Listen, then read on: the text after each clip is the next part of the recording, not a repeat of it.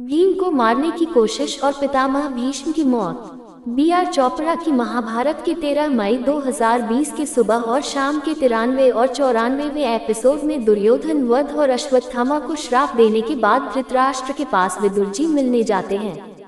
रोते हुए धृतराष्ट्र कहते हैं कि तब के गए अब आ रहे हो अनुज, निश्चय भी शोक प्रकट करने आए होंगे। तब विदुर बताते हैं कि किस तरह आपका पुत्र आपकी राजनीति का शिकार हो गया। विदुर और धृतराष्ट्र के बीच धर्म और अधर्म को लेकर चर्चा होती है। विदुर हर तरह से धृतराष्ट्र को इस युद्ध के लिए दोषी ठहराते हैं। बाद में धृतराष्ट्र कहते हैं कि मेरे 100 पुत्रों के वीरगति को प्राप्त करने के पश्चात युधिष्ठिर शोक प्रकट करने नहीं आए।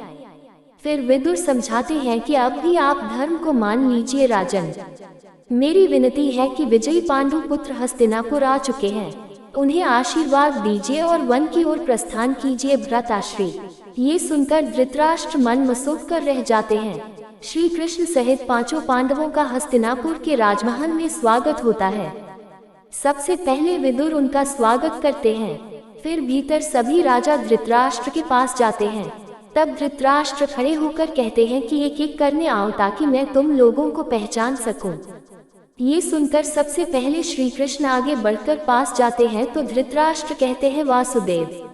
फिर वासुदेव उन्हें नमस्कार करते हुए कहते हैं कि हस्तिनापुर नरेश के चरणों में सादर प्रणाम करता हूँ। तब धृतराष्ट्र कहते हैं कि मैं तो समझा था कि पहले तुम शोक संवेदना प्रकट करोगे। तब श्री कृष्ण और धृतराष्ट्र दोनों में के बीच वाद विवाद होता है। फिर युधिष्ठिर आगे बढ़कर धृतराष्ट्र के चरण स्पर्श करते हैं। धृतराष्ट्र कहते हैं आयुष्मान भव, हे हस्तिनापुर नरेश, आपके राजभवन में आपका स्वागत है। युधिष्ठिर कहता है कि महाराज तो आप ही हैं ज्येष्ठ पिताश्री। तब धृतराष्ट्र कहते हैं कि मुझे दान में राज देकर मेरा अपमान न करो युधिष्ठिर। ये कहकर वे कहते हैं कि अपने अनुजों को बुलाओ, भीम को बुलाओ, भीम मेरे निकट आओ पुत्र। भीम धीरे धीरे धृतराष्ट्र के पास पहुंचने ही वाले रहते हैं, तभी श्री कृष्ण संकेत से उन्हें रोक देते हैं और एक मूर्ति को उनके समक्ष रखने का संकेत करते हैं। विदुर और पांडव ये समझ नहीं पाते हैं। भीम समझ जाता है और वह उसकी आत्मकद मूर्ति को धीरे से उठाकर धृतराष्ट्र के सामने रख देता है। फिर भीम धृतराष्ट्र के चरण स्पर्श करता है तो धृतराष्ट्र कहते हैं चरण स्पर्श नहीं पुत्र, आलिंगन करो। फिर श्री कृष्ण इशारे से भीम को मना करके कहते हैं कि उस मूर्ति को आगे बढ़ाओ। भीम उस मूर्ति को आगे बढ़ा देते हैं। तब धृतराष्ट्र क्रोध में उस मूर्ति को भीम समझकर उसका आलिंगन करते हैं और दुर्योधन का नाम लेते हुए उस मूर्ति को कस के पकड़कर तोड़ देते हैं। ये देखकर श्री कृष्ण मुस्कुरा रहे होते हैं। फिर धृतराष्ट्र रोते हुए अपने सिंहासन पर बैठ जाते हैं। रोते हुए कहते हैं, मेरे प्रिय अनुज पांडु, मुझे क्षमा कर देना, मैंने तुम्हारे पुत्र भीम की हत्या कर दी।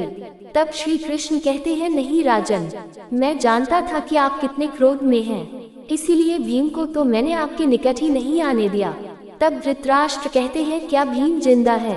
ये सुनकर भीम कहता है, मैं आपके आशीर्वाद की प्रतीक्षा कर रहा हूँ ज्येष्ठ पिताश्री। यदि अब भी आपके क्रोध की अग्नि शांत नहीं हुई हो तो मैं स्वयं आपकी बाहों में आ जाता हूँ। ये सुनकर रोते हुए धृतराष्ट्र कहते हैं, नहीं पुत्र नहीं, ऐसा मत कहो। अपने 100 पुत्रों को खो देने वाला ये पिता अब अपने अनुज पुत्रों को नहीं खोना चाहता। तब भीम कहते हैं कि आज्ञा हो तो मैं आपकी छाती से ये बहता लहू पोंछ दूं। ये सुनकर धृतराष्ट्र कहते हैं, आयुष्मान भव पुत्र, आयुष्मान भव। फिर ऋषि वेदव्यास गांधारी को उपदेश देते हैं।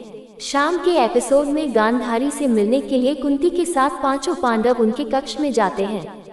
तभी वहां पर विदुर के साथ धृतराष्ट्र पहुंच जाते हैं और वे अपने वन में जाने की बात करते हैं। कुंती भी उनके साथ वन में जाने की बात करती हैं। तब श्री कृष्ण भी इस बात का समर्थन करते हैं।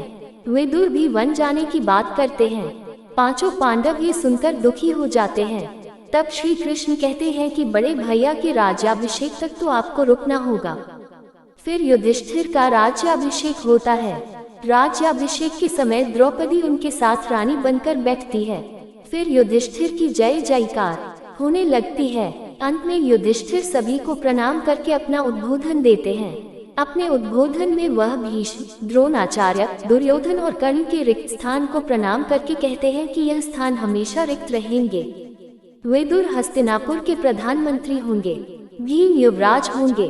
अनुज अर्जुन सीमाओं की रक्षा का दायित्व संभालेंगे। प्रिय नकुल और सहदेव मेरे प्रधान अंगरक्षक होंगे। अंत में वे धृतराष्ट्र का चरण स्पर्श करते हैं। फिर धृतराष्ट्र, गांधारी और कुंती वन में जाने के लिए निकलते हैं। तब द्रौपदी और गांधारी के बीच संवाद होता है। गांधारी कहती है, जो हुआ उसे भूल जाओ पुत्री और एक नवीन युग का शुभारंभ करो।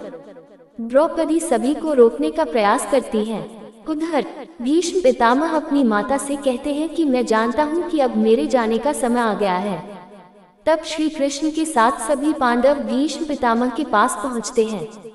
भीष्म कहते हैं कि हे वासुदेव, मुझे तो तुम्हारे दर्शन करके जीते जी मोक्ष मिल गया है। श्री कृष्ण कहते हैं कि यही तो मैं चाहता था पितामह। तब श्री कृष्ण कहते हैं कि आप युधिष्ठिर को अपनी अंतिम शिक्षा देकर उसे धन्य करें पितामह। भीष्म कहते हैं कि आपके होते मैं शिक्षा देने वाला कौन। तब श्री कृष्ण कहते हैं, मेरे पास ज्ञान है लेकिन आपके पास अनुभव। इन्हें अनुभव देने वाला कोई नहीं है पितामह। फिर युधिष्ठिर को भीष्म पितामह राजधर्म की, राजनीति आदि की शिक्षा देते हैं। फिर ओम का उच्चारण करते हुए भीष्म पितामह अपना शरीर छोड़ देते हैं। अर्जुन रोने लगता है। फिर श्री कृष्ण खड़े होकर कहते हैं, धन्य है वे आंखें जो नश्वर को अनश्वर होने का दृश्य देख रही है। आसमान से देवतागण भीष्म पितामह के शव पर फूलों की वर्षा करते हैं। महर्षि वेदव्यास का जय काव्य आज समाप्त हुआ। महाभारत आज समाप्त हुई। जय श्री कृष्ण।